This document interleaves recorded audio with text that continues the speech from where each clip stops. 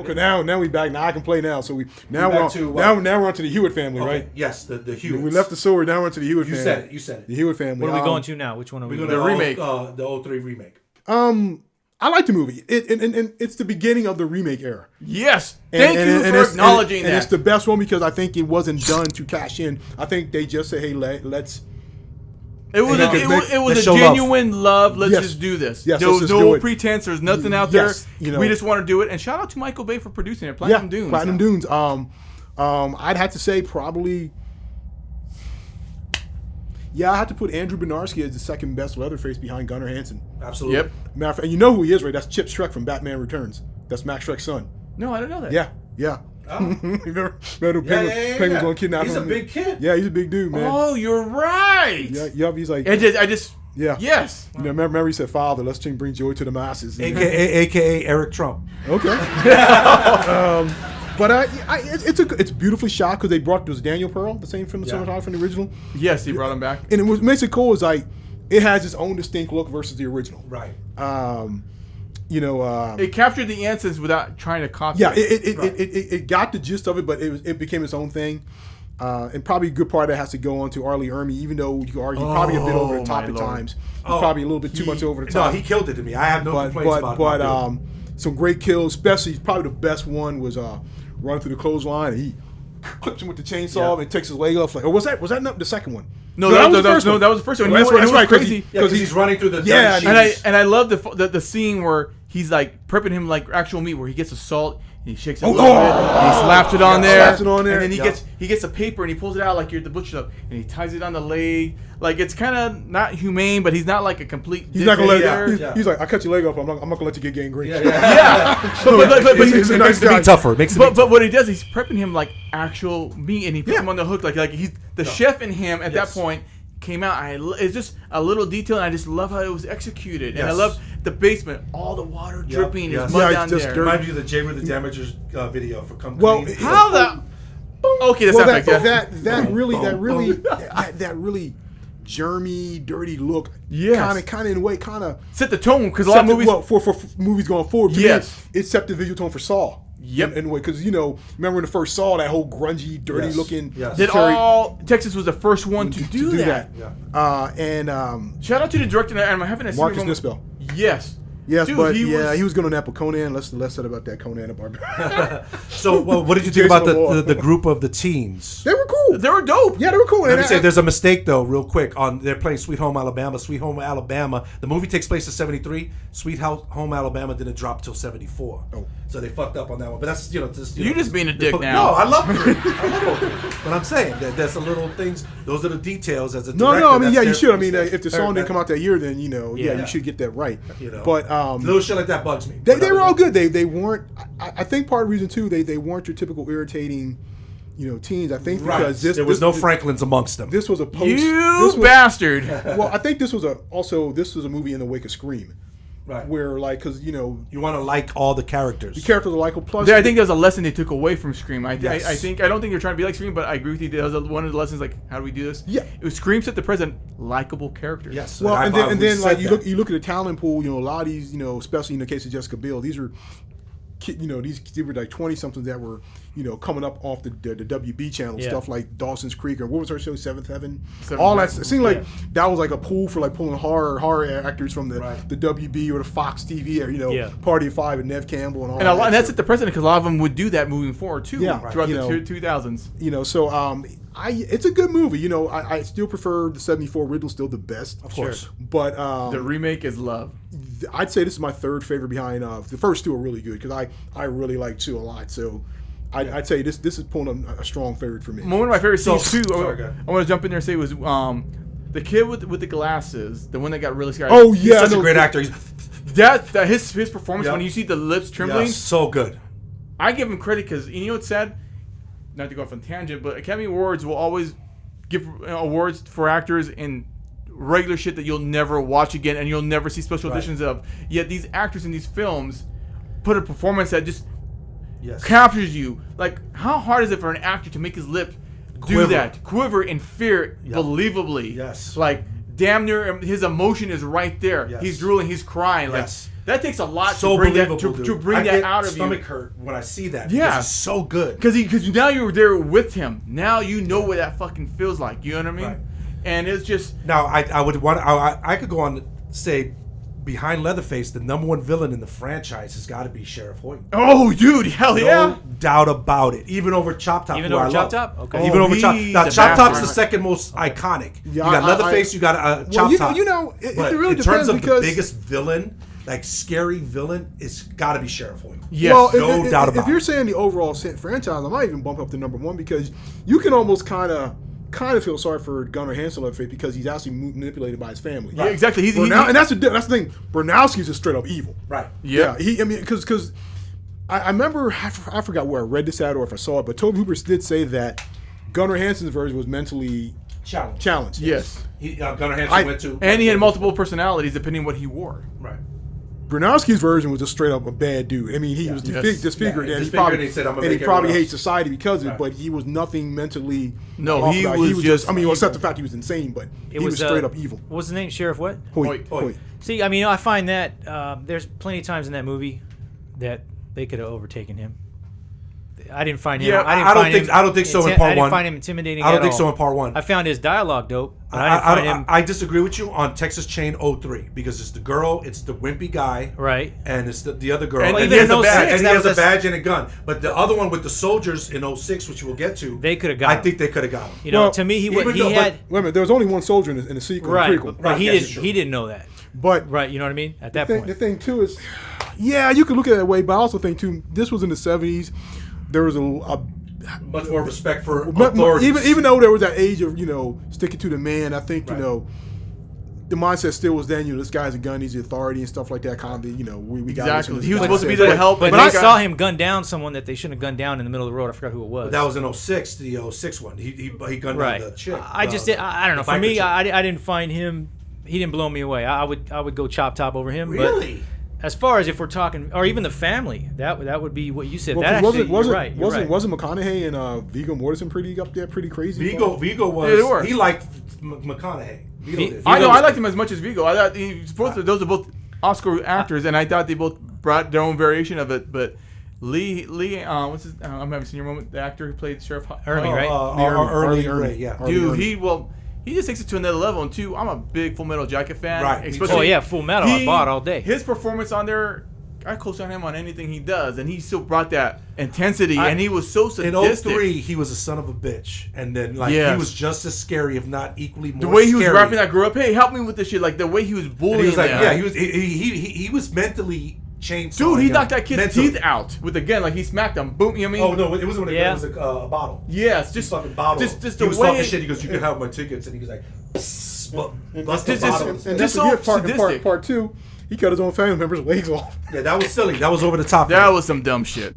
But I was going to say the 03 movie had I like the ending too. See, now that's my biggest the problem. thing on the camera when the cop stumbled into it. I just thought that was such a Right, great right, ending. I mean, nothing tops the DOG in the '74 ending. Right. No, I mean nothing. that The whole. dance. I'm talking about that whole sequence. She gets out of the house. Homeboy pulls up in the black Maria pickup truck. Yeah. Let's do just get And he, murked and, out. he, and he hits him into the minute with the wrench, and he drops the chainsaw. He drops on his leg like an idiot. And he gives something. He's limping. I'm like, oh, this. No, this the has gotta dance be the- though. The dance Oh, no, made no, it even more unsettling. You Yeah, know what I'm saying? I mean, Back to one. But my problem with 03, and we've discussed it. I had a lot of love for 03 when it first came out.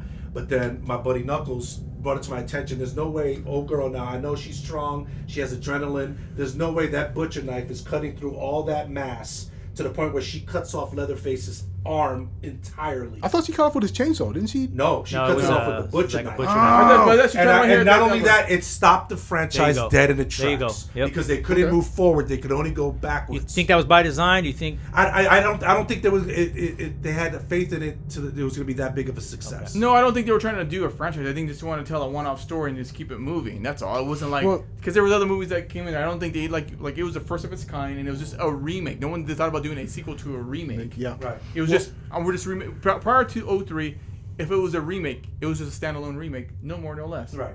You know, but going with what you said, however, though, Didn't she cut him off right here by the elbow? I don't remember. I thought it was. I think it was a little higher because he actually did survive. Because he survived. Yeah, he did you see the cops at the end? Well, not only that, there's a deleted scene. Yeah, the deleted scene where they're looking for him. It's like some kind of hospital or something, and the cops are going one way. You see him going out the door, and he comes over his shoulder. Yeah, I wish he would have used that. That was creepy. Yeah, I wish he would have. I mean, I love the ending in the theatrical cut, but that deleted scene ending was something about it was just creepier, and I just wish they would have maybe used it as an end credit scene, like after you see the cops, and after the credits, and also then too, you see at the very end where they're you like an epilogue. It provides some sort of ending, like we're still looking for him, and you see him duck out. That would have been dope. I would have co-signed that. Kind of like a Marvel movie, but and also too, Jessica Biel's character Erin. There's also a deleted scene where she's in I think it's a mental hospital or something. She's in a wheelchair because they come to interview her about what happened. Mm-hmm. That's how the movie started. No, it's the beginning. The beginning opening they cut out. They come to talk to her about what happened. And you can tell she's still messed up from that situation. See, I'm kind of glad I'm glad that would have took away. I think because I like how they opened it up in the beginning, but great scene. I could see why they took it out. Again, pre-Marvel, great job, Kevin Feige. But the ending, the deleted cut scene from the ending, still would have been dope after all the credits. Because again, it would just leave it open. Well, let me give a shout out real quick where she runs over the sheriff. And then goes back again. That's how you do it. That's how you do it. That's what I loved about this one. That's how you do it. You make sure they're dead. She hits him, backs over him, and then goes forward again, right? Right. Yeah. So, but in my opinion, it stopped the franchise going forward with the cutting off the arm. So they had to paint themselves in a corner. But see, I'm in agreement with you. I don't think they were thinking about. I think it was just they won't make a one and done movie. Then they say this one made a lot because it did really well when it came out. And they only did the prequel when horror was at its peak in 2006. You know what I mean? Because he had other movies that come out since then, and horror became real popular. So they're like, well, let's do a prequel. But it was the first of its kind. And again, a lot of horror films, it's not unheard of for a horror movie to get a remake. It's just a one and done. You know what I mean? To that point though, in 3, right? They put the chainsaw through him. Was it 2? No, 2. They sliced him up. They still continued 3, right? Yeah, they still continued 3. And he had no scars, no nothing. But that was still the late 80s where you can kind of just like fudge it over and be like, okay. Well, going back to what you were saying too about. I don't know if they did it because what Vito was saying about horror movies hitting their peak in 2006. I think they just did it because maybe it was just a good idea to do a prequel. Because can you think of anything else, any other horror franchise at that point that had done a prequel story? No, but in terms of money, that was before Hannibal, right? Yeah. But Hannibal kind of hit. Hannibal Rises. I think Hannibal kind of hit. Was Hannibal Rises in 2010? I don't know what year. It looked so. I didn't even bother. I liked it, but it was just they were still milking the franchise because of Anthony Hopkins. They were trying to get as much mileage out of it.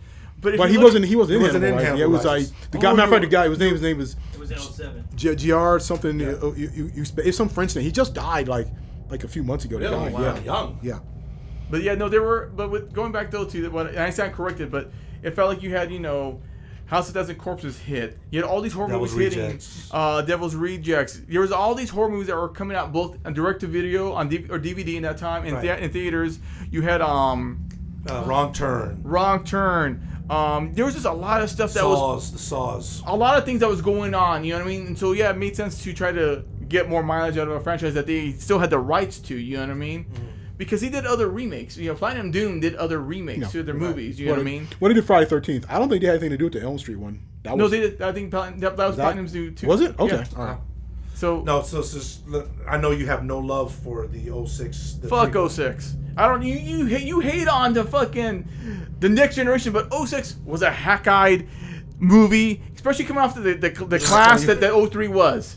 Like for instance, the old man from 03, right? So no cosign for 06. No. Okay. Because here's the thing. Those characters had some great mystery. Like I always thought the old man maybe been in the Second World War or something. Right. He came back and his legs blown off. Right. Why the fuck would Leatherface cut his fucking legs off to stop the bleeding? Right. That was stupid. Or when he pops up at the end, this big old Bubba looking dude, his massive dude, because somehow there's no way that's somehow, like me in the back seat. Exactly. Yeah. Your big ass ain't going to fit without making a bunch of fucking noise. Yeah. How? And you're like what? 6'5", just like Leatherface. Exactly. So how the hell? And I'm 6'4.5", are we gonna somehow duck down in a fucking back seat? With and a chainsaw. And you're not gonna know that I'm behind there? Yeah. Get the fuck out of here. It was a hack. This is why I'm mad at it. It did not do the 03 remake justice. The 03 remake was a great was a great horror film done and executed well by Platinum Dunes. My grievance is because I really felt like Platinum Dunes did not show the same care and love, and throughout was basically could have been a direct-to-video movie and put it in theaters.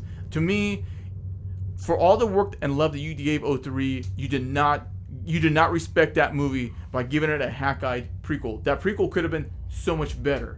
And I'm not going to jump the gun, but I felt like tonally and visually, the 2017 Leatherface prequel, even though they're different names and a different series, would have made a better prequel than the beginning. The beginning, to me, my disdain for the prequel was because as a fan, I felt let down. As a fan, you cheated me because you know what? I had so much faith into you. I bought the special edition DVD. I saw that movie a few times in theaters. You're talking about 03, right? Yeah, okay. I'm to the Connection 03. You know, as a fan, you gave me a hack-eyed joint. You know what I mean? The old man, his injuries deserved a much better backstory. Right. Yes, sir. Yeah. It just there were so many things they were so lazy on, and I don't blame the director. Right. It was just like everything that happens in 03 just so happened to happen in this time frame. In that little time frame, it was very, very bad. Yep, those are the ones right there. Those are the ones. But it's funny because you're more lenient on a lot of shit, like, you know, like New Generation and Resurrection. So in my mind, I wouldn't think you would hate on this one like you did. I'm not lenient on the Next Generation. I think Next Generation is. There are things that you don't like about it that I thought it was dope about. So to me, I'm sincere about it. But it trips me and Mike out when I told him, I said, Mike, Vito hates 06. But here's the thing, though. Okay, let's look at the quality of the film, right? No, let's look at the master. Let's look saying. at the craft of the film. So you can't go from like Raiders of the Lost Ark to like a hack-eyed. Okay, it's basically going from like Conan the Barbarian to Conan the Destroyer. Right. And I like Conan the Destroyer, right. But I can't watch it back to back with the Barbarian because the tone is different. It was just a lack of care. Right. Like, how do you do this classic and then you do something so hack-eyed? Right. As a fan, I deserved better. And it was gorier than 03, and it sucked. And here's the thing. I still watch that movie trying to find something I like. Mm-hmm. And, you know, I still walk away like, all I see is just bad. Lost. Thank you. Lost opportunities at every which way. That movie deserved a better backstory. Or at the very least, a better... It could have been executed so much better. Right. Like the fact that his mom died in his empty meat house and he just came out and her boss was such an asshole makes zero sense to me. You just trying to capture a tone with no story.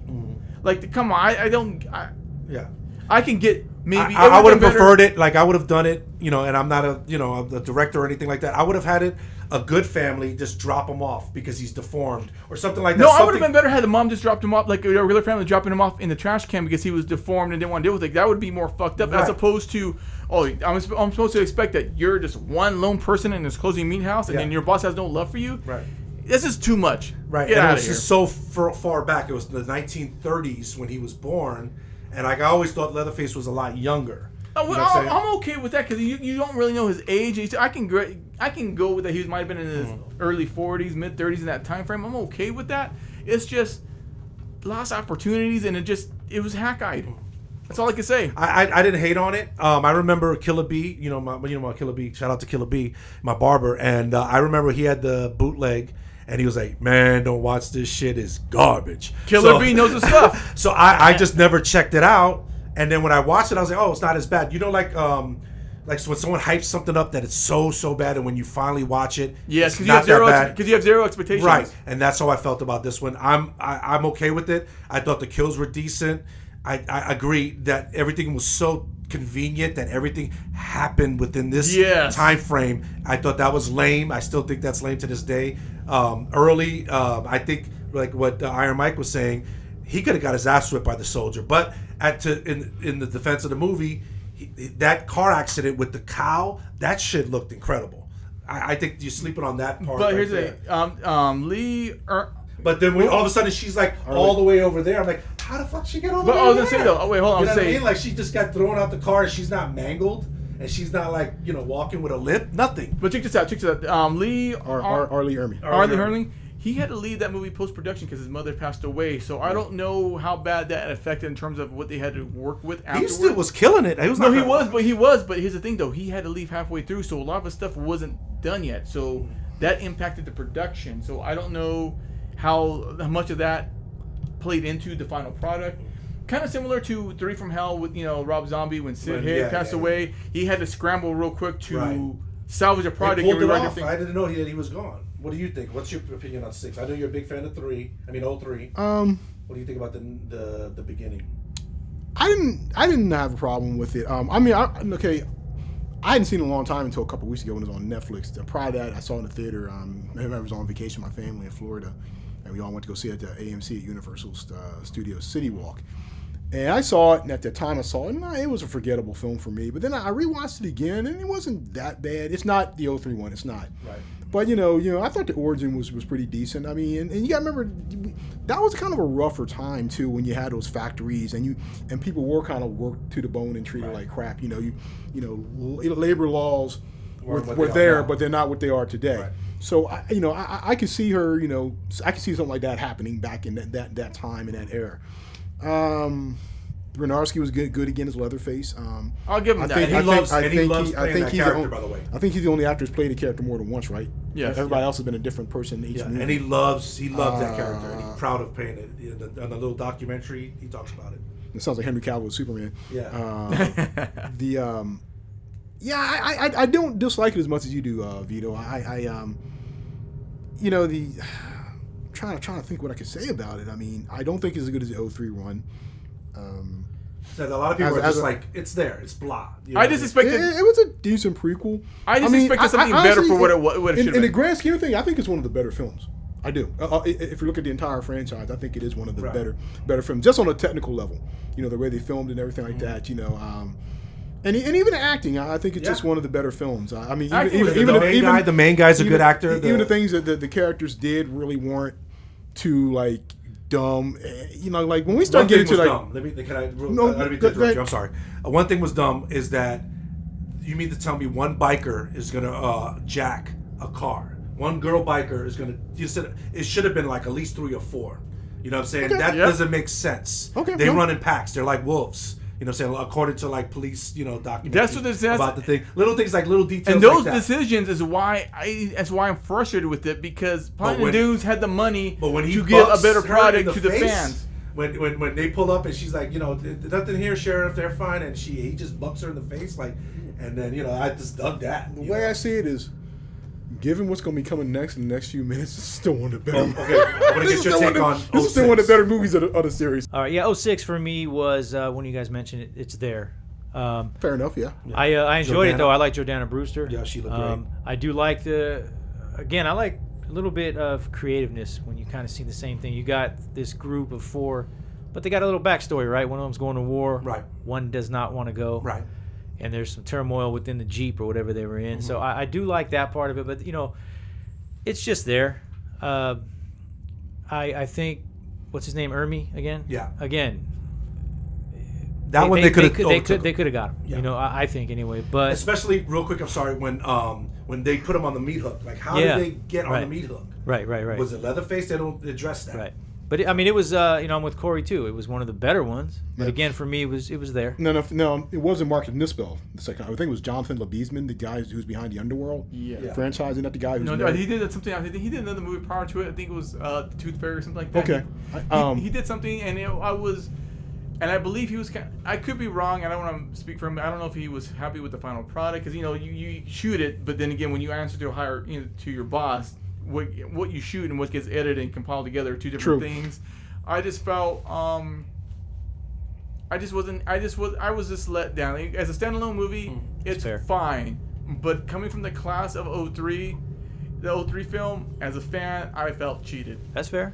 I can dig it. That's all great. Did you see the 3D in the theater?